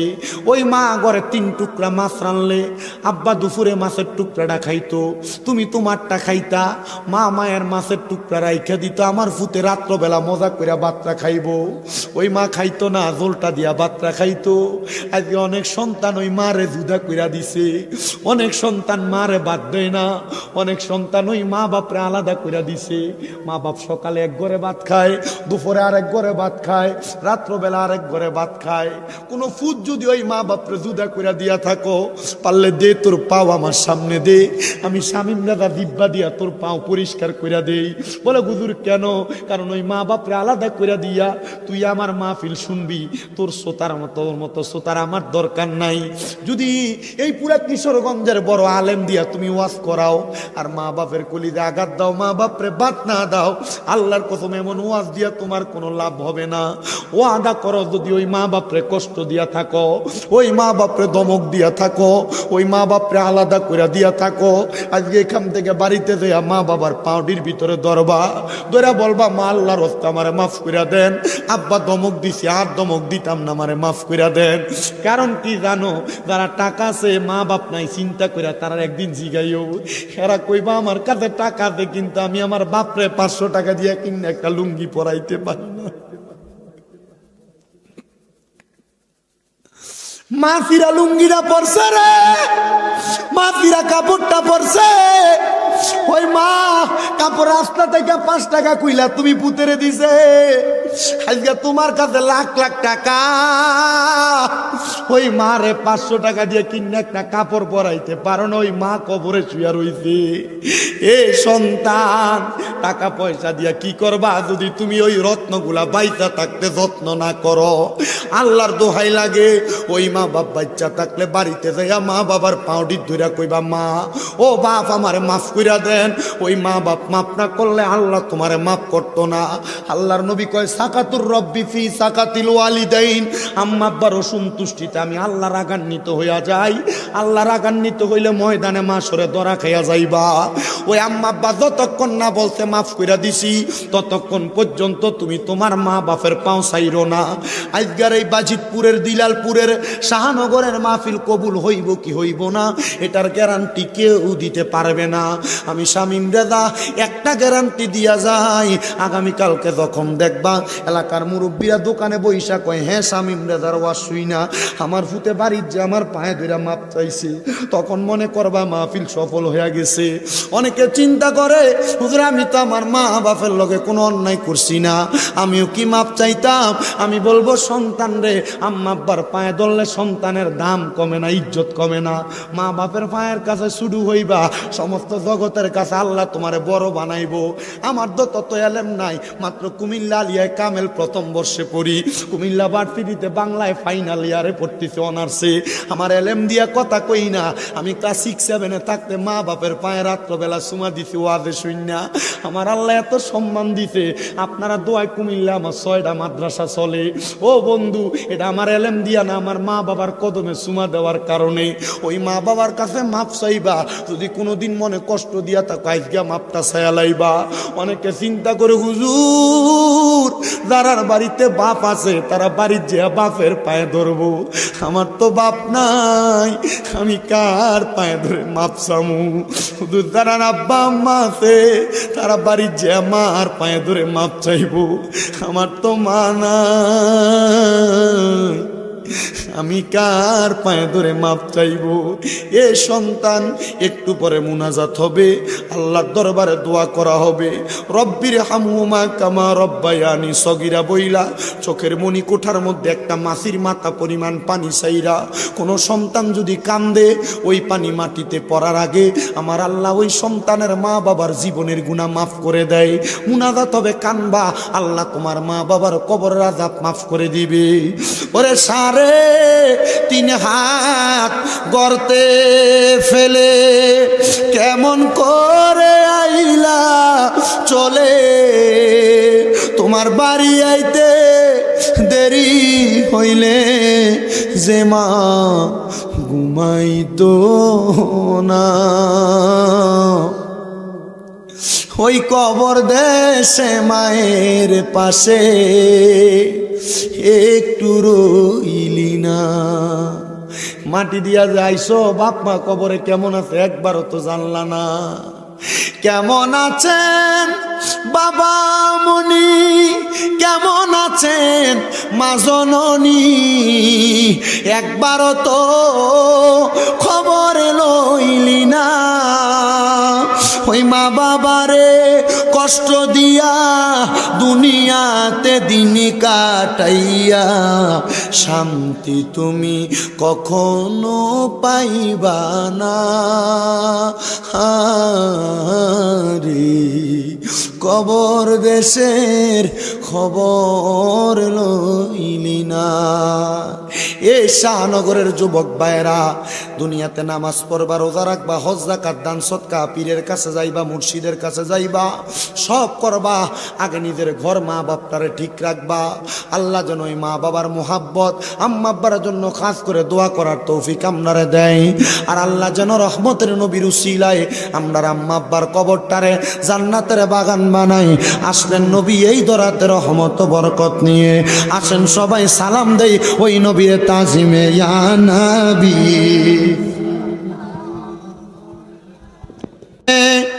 बस मेरे जिंदगी ज़बा पर या रसूल अल्लाह, ये है मेरे बंदेगी। रसूल खुदा से दिल को सलाम कहना, और बागे मदीना से एक फूल तो फिलाए ना। बलगल उला कशफत तुजा बिजमालिही हसनत जमिया सालिही। সবাই পড়েন আলহামদুলিল্লাহ। তাবারুক নিয়ে আসেন। আমি ওয়াজ করি 1.5 ঘন্টা। কয় ঘন্টা? গরিব টাইমটা 2.5 ঘন্টা। আল্লাহ যেন কবুল করে, আমিন কোন। আজকে বেশি করছি, আর কয়েকটা কারণ আছে। আমি যেই আলোচনা সেট করে আইছি, আমার আলিম ভাই আমার মাঝখান দিয়ে আকিদার কিছু ওয়াজ ঢুকাই দিছে। বলছে আকিদার কথা মানুষকে বইলা দিয়ে যাবেন। আমি আমার সাধ্য অনুযায়ী আকিদার কথা বলছি। কোনো বাতেল ফেরকার সাথে সম্পর্ক রাখবেন, ওনাদের থেকে দূরে থাকবেন। কারণ বাতেলরা ইমান হরণ করে নিয়ে যাবে। চোর চুরি করে নিয়ে গেলে যাইতে সময় কিছু না কিছু রাখিয়া যা, কিন্তু বাতেলরা ইমান নিলে পুরাটা লয়ে যা। কথা কন্যা কে রে, ঠিক কিনা? আল্লাহ যেন আমাদেরকে বাতেল ফেরকা থেকে হেফাজত করে পড়ে না, আমিন। আল্লাহ যেন আমাদেরকে কোরআনের আইন রসুলের সুন্নাহ মোতাবেক চলার তৌফিক দান করে, ধরে কোন আমিন। আল্লাহ যেন আমাদেরকে শিরিক মুক্ত, বেদাত মুক্ত, হক্কানিভাবে চলার তৌফিক দান করে, আরো জোরে কোন আমিন। আপনাদের কাছে এতটুকু দোয়া কামনা করি। আমার ওয়াজের সিস্টেম হইল, আমি কখনো ওয়াজের মুনাজাতে তাবারুক দেই না।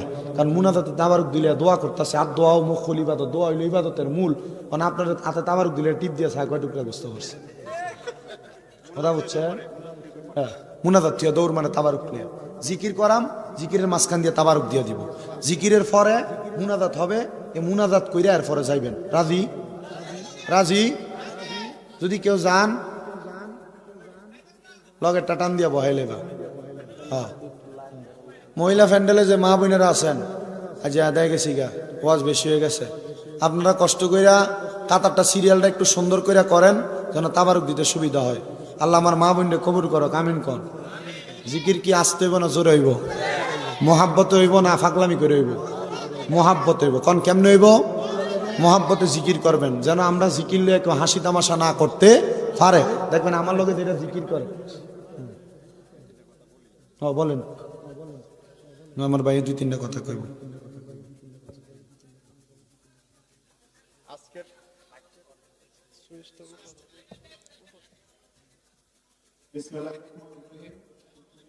আজকের মাহফিলে যারা অত্যন্ত পরিশ্রম করে, যারা এই ছেলেরা অত্যন্ত পরিশ্রম করছে, তারা মানে একেবারে জিরো থেকে এই মাহফিলটা শুরু করছে।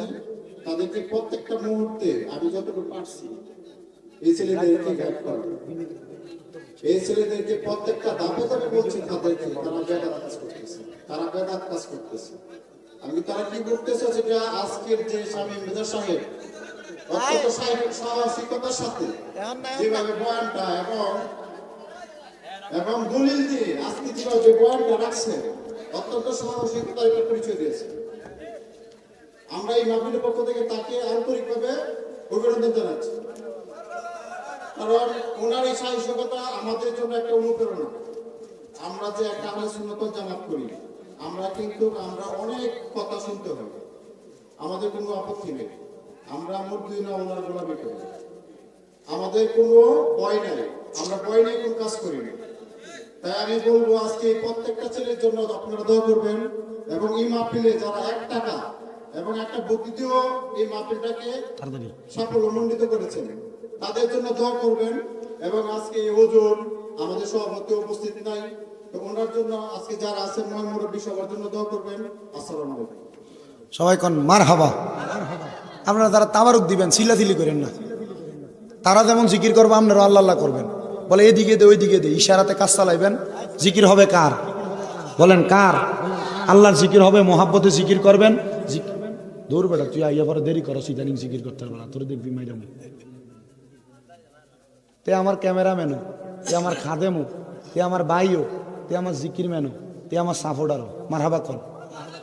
নীলফামারীর মাহফিল কমিটি হুজুর নিব কয়জন? একজন। আমি কইছি টিকিট দিলে আমারও দিতে হইব, আমার ড্রাইভারেরও দিতে হইব, আমার খাদেমেরও দিতে হইব। মারহাবা কর। মানে আমারও টিকিট দিছে, আমার ড্রাইভারেরও ফেলেনির টিকিট দিছে, আমার খাদেম সাহেবেরও ফেলেনির টিকিট দিছে। মারহাবা। তো আমরা যদি কোরআন হাদিসের কথা মাঠে ময়দানে বললে, নবীর শান গাইলে আমরা সমাজের সম্মান বাড়াই কে? যদি কেউ বিরোধিতা করে, কিন্তু আমরা বিমান ছড়ায় আল্লাহ। মারহাবা কন, আর ধরে কন মারহাবা। আল্লাহ বোঝার তৌফিক দান করুক। দোয়া করেন রমজান মাসে ওই দুবাইয়ে যাওয়ার একটা কথা চলতেছে, যদি আল্লাহ কবুল করে ইনশাল্লাহ ওয়াজ মাহফিলের ময়দানে এই সুন্নিয়তের কথা বলার জন্য দুবাইও ইনশাল্লাহ সফর করব। আল্লাহ যেন আমাদেরকে সহিভাবে এই সফর কবুল করে, আমিন কন। তাহলে মোহাব্বতে একটু আল্লাহ তাআলার ইয়ের বেদাত, যেটি বেদাত কইটি দাঁত নাই। একটু দমে দমে জিকির করেন আল্লাহ আল্লাহ আল্লাহ আল্লাহ আল্লাহ আল্লাহ। দমে দমে জফর নাগাম আল্লাহ আল্লাহ। দমে দমে মাশাআল্লাহ। লাখ দমের উপর বাড়িঘর, দম চাপিলে সবই পর। দমের উপর বাড়িঘর, দম চাপিলে সবই পর। দমে দমে তালাশ করো কে আছে আপন। মাশাআল্লাহ আল্লাহ আল্লাহ। দমে দমে মারহাবা আল্লাহ আল্লাহ। আসিলে তুফান ভাঙবে না ঘরের বান। আসিলে তুফান ছিড়বে না ঘরের বান। মন পাখি উইরা যাইব নিজম জঙ্গলাহি। দমে দমে মারহাবা আল্লাহ আল্লাহ আল্লাহ আল্লাহ। দমে দমে মারহাবা আল্লাহ আল্লাহ। কেবা তোমার বইন ভাই সঙ্গের সাথী কেহ নাই। কেবা তোমার বইন ভাই সঙ্গের সাথী কেহ নাই। পরকালে যাইবার বেলা কাউরে পাইবা না গা। মাশাআল্লাহ আল্লাহ আল্লাহ। দমে দমে মারহাবা আল্লাহ আল্লাহ আল্লাহ আল্লাহ। দমে দমে মারহাবা আল্লাহ আল্লাহ। মুশকিল কোশা কেমন দগন চিনিলাই না রে মগন। মুশকিল কোশা কেমন দগন চিনিলাই না রে মগন। যে চিনাছে সে পাইয়াছে অমূল্য রতন। ববে আর নাই রে দগন। মারহাবা। ববে আর নাই রে দগন। ববে আর নাই রে দগন। মুশকিল কৌশার নাম লই করিয়া শরণ। ববে আর নাই রে দগন। মারহাবা আল্লাহ আল্লাহ। মুশকিল কৌশা কেমন দগন চিনিলাই না রে মগন। যেই না মেরি দোহাই দিলে দূরে যাই সমর। ববে আর নাই রে দগন। মারহাবা আল্লাহ আল্লাহ আল্লাহ। নবী মুশকিল কোশা তিনেতে এক জওয়ান। আল্লাহ নবী মুশকিল কোশা তিনেতে এক জওয়ান। হযরত ইমাম হাসান হোসেন দুই ভাই নবীজির রতন। হবে আর নাই রে দন মারহাবা আল্লাহ আল্লাহ আই বড় পীর আব্দুল কাদের আউলিয়ার শিরোমণি মারহাবা আল্লাহ আল্লাহ তোমারি ওই নামের গুণে তোমারি ওই নামের গুণে আগুন হইয়া যায় পানি আয় বড় পীর আব্দুল কাদের আউলিয়ার শিরোমণি মারহাবা আল্লাহ আল্লাহ লা ইলাহা ইল্লাল্লাহ মুহাম্মাদুর রাসূলুল্লাহ সাল্লাল্লাহু আলাইহি ওয়াসাল্লাম। সবাই পড়ি আলহামদুলিল্লাহ। সবাই আমরার জন্য দোয়া করবেন যেন সহি সালামতে পৌঁছাইতে পারি। আর আমার মাদ্রাসাগুলোর জন্য দোয়া করবেন, আমার মাদ্রাসার ছাত্রদের জন্য দোয়া করবেন, আল্লাহ যেন তাদের সিনার মধ্যে কোরআনের ইলম দান করে। আল্লাহুম্মা আমিন আল্লাহুম্মা আমিন। আলহামদুলিল্লাহি রাব্বিল আলামিন। আসসালাতু ওয়াসসালামু আলা রাসূলিহিল কারীম। মাবুদু ও দয়াল আল্লাহ, আপনি কি আসমানে না জমিনে রে আল্লাহ, না পাহাড়ে না দরিয়ায় রে আল্লাহ। গত জীবনে আপনি আল্লাহর কত তালাশ করলাম, সন্ধান পাইলাম না আল্লাহ। বহু সন্ধানের পরে এই কিশোরগঞ্জ জেলার অন্তর্গত বাজিতপুর থানাধীন দিলালপুরের অন্তর্গত শাহনগর সমুখ ময়দান শাহনগর যুব সংগঠনের উদ্যোগে মৃত ব্যক্তিদের আত্মার মাগফিরাত কামনায় অষ্টম বাৎসরিক সুন্নি মুগা সম্মেলন সাজাইয়া আমার সঙ্গে আমার দাড়ি পাকা মুরব্বী বাবারা, আলেম সমাজেরা, যুবক ভাইয়েরা, পর্দার অন্তরালের আমার অনেক মা বোনেরা, ছোট ছোট কচিকাছা মাসুম বাচ্চারা, তুমি আল্লাহর শাহিন শাহী পাক দরবারে মাপ পাওয়ার আশায় গুনাহগার কাঙ্গালের বেশে দুই কানা হাত বাড়াইছে আল্লাহ। যার হাতটা তোমার কাছে মায়া লাগে, পছন্দ হয়, ওই হাতের উসিলায় আমরার জীবনের গুনাহ মাফ কইরা আমরারে বেগুনা মাসুম বান্দা বানায়া দাও।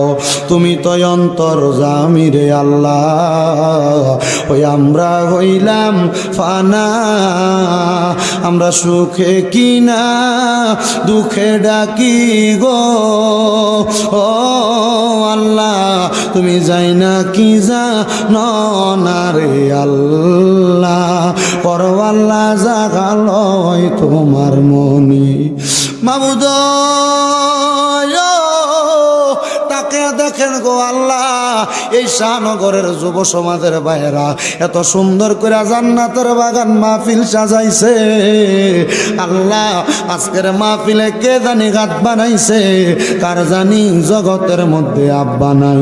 হায় রে বাবা, যেই বাবারে বাবা কইয়া ডাকলে কলিজার আগুন ঠান্ডা হইয়া যায়, যেই বাবার দিকে নেক নজরে তাকাইলে সন্তানের প্রাণ ঠান্ডা হয় আল্লাহ। কার জানি এমন আব্বা জান কবরে, এমন আব্বা যাদের অন্ধকার কবরে রে আল্লাহ, আব্বার কবর তুমি আল্লাহ জান্নাতের বাগান বানিয়ে দাও মাবুদ।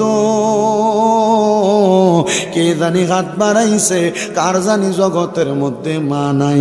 হায় রে মা, যেই মা রে মা কইয়া ডাকলে কলিজার আগুন ঠান্ডা হইয়া যায়, যেই মায়ের দিকে নেক নজরে তাকাইলে কবুল কদর সওয়াব হইয়া যায় আল্লাহ।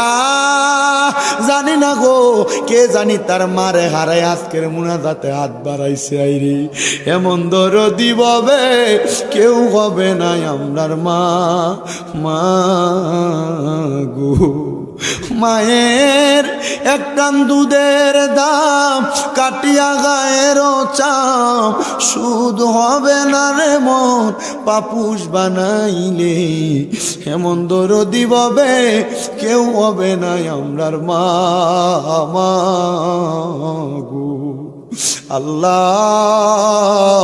কত এতিমেরা মা হারাইয়া, কত এতিমেরা বাবা হারাইয়া কান্দি আল্লাহ। এতিমদের আব্বাই আমার কবরে আর আযাবে দিও না, আমরা আব্বাই আমার কবরের আযাব মাফ হইছে নি।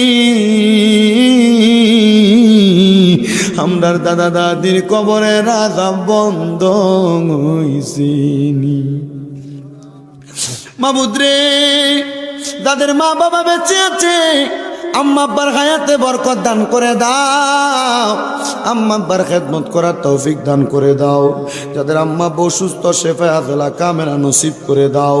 আল্লাহ আম্মা আব্বার খেদমত করে দুনিয়া আখিরাতকে কামিয়াবি করার মতো তৌফিক দাও রাব্বুল আলামিন। আল্লাহ আজকের মাহফিলে আমার জবান দ্বারা যতগুলো কথা আসছে আমাকে এবং শ্রোতাদেরকে আমল করার তৌফিক দান করে দাও রাব্বুল আলামিন। আজকের এই শাহনগর যুব সংগঠনের মাহফিলে মৃত ব্যক্তিদের আত্মার মাগফিরাত কামনার ৮ম সুন্নি সম্মেলনের আখিরি মুনাজাত হইয়া যায়। আজকের মাহফিলে যারা টাকা দিয়া, পয়সা দিয়া, শ্রম দিয়া, বুদ্ধি দিয়া, পরামর্শ দিয়া, মাইক দিয়া, লাইট দিয়া, প্যান্ডেল দিয়া, মিডিয়ার বাইরা সহ সম্মানিত শ্রোতা মণ্ডলী যারা যারা উপস্থিত হয়েছে পর্দার অন্তরালে আমার অনেক মা বোনেরা, আল্লাহ প্রত্যেকের দোয়াগুলা তুমি কবুল আর মঞ্জুর কইরা নাও দয়াল। বিশেষ করে অনেক প্রবাসী ভাইয়েরা বিদেশ থেকে দোয়া চায়, আল্লাহ প্রবাসীদের কামাই রুজির মধ্যে, হায়াতের মধ্যে মনের আশা পূরণ করো আল্লাহ। বিশেষ করে প্রবাসীদের কামাই রুজিতে বরকত দিয়া শরীর স্বাস্থ্য সুস্থ রাইখা প্রবাসীদেরকে সহি সালামতে কামাই করে দেশের বাড়িতে ফেরার তৌফিক দান করো। বিশেষ করে এলাকার প্রবাসী শাহ আলম হালিমের জন্য, আল আমিনের জন্য, জুয়েলের জন্য, বাপনের জন্য, পরাণ, রিপন এবং জোনায়েদের জন্য দোয়া চাওয়া হয়। আল্লাহ প্রত্যেকটা প্রবাসীদেরকে তুমি কবুল ও মঞ্জুর করে নাও। এই মাহফিলের জন্য যারা যারা কষ্ট করেছে, করবে, আল্লাহ এই মাহফিল কিয়ামত পর্যন্ত তাদের দ্বারা দায়েম এবং কায়েম রাখিও গো আল্লাহ। মনিব সোনার বাংলাদেশের উপর তোমার খাস রহমত বরকত দান করে দাও। গাজওয়াতুল হিন্দের গ্রান পাইতেছি আল্লাহ। বাংলাদেশের জমিনের মধ্যে হয়তোবা মুসলমানদের সাথে গাজওয়াতুল হিন্দ ভারতের সাথে যুদ্ধ হয়ে যাবে এমন অবস্থা তারা তৈরি করতেছে। আল্লাহ আমাদের কেমন যুদ্ধ নামক জিনকারি থেকে, আমাদেরকে দাঙ্গা হাঙ্গামা থেকে হেফাজত দান করো রাব্বুল আলামিন। ইসলাম ধর্মের উপর আপনার কাছ রহমত বরকত আগেও ছিল, এখনো আছে, ভবিষ্যতেও থাকবে। আল্লাহ আমাদেরকে দ্বন্দ্বে না রাইখা আমাদেরকে হামাউজাতিল হাসানা হিকমতের মাধ্যমে দুনিয়ার জমিনে চলাফেরা করার তৌফিক দান করেন। বিশেষ করে আল্লাহ ফিলিস্তিনের মুসলমানরা ইসরায়েল জালেমের জুলুমের শিকার আমার ফিলিস্তিনের মুসলমান ভাইদেরকে হেফাজত দান করেন। সোনার বাংলাদেশ সহ প্রবাসের জমিন থেকে যারা যারা দোয়া চায় প্রত্যেকের খাস দোয়া কবুল ও মঞ্জুর করে। যারা বিপদে আছে উদ্ধার করে, যারা টেনশনে আছে টেনশন থেকে মুক্ত করে। আল্লাহ বিশেষ করে যাদের চাকরি নেই চাকরির ব্যবস্থা করে, যাদের ছেলে মেয়ের বিয়ে দিতে পারে না বিয়ে শাদীর ব্যবস্থা করে। আমরার মরণের আগে আখিরি জবানে মধুর কালেমা পড়ে দিয়েন লা ইলাহা ইল্লাল্লাহু মুহাম্মাদুর রাসূলুল্লাহ সাল্লাল্লাহু আলাইহি ওয়াসাল্লাম। আসসালামু আলাইকুম ওয়া রাহমাতুল্লাহ।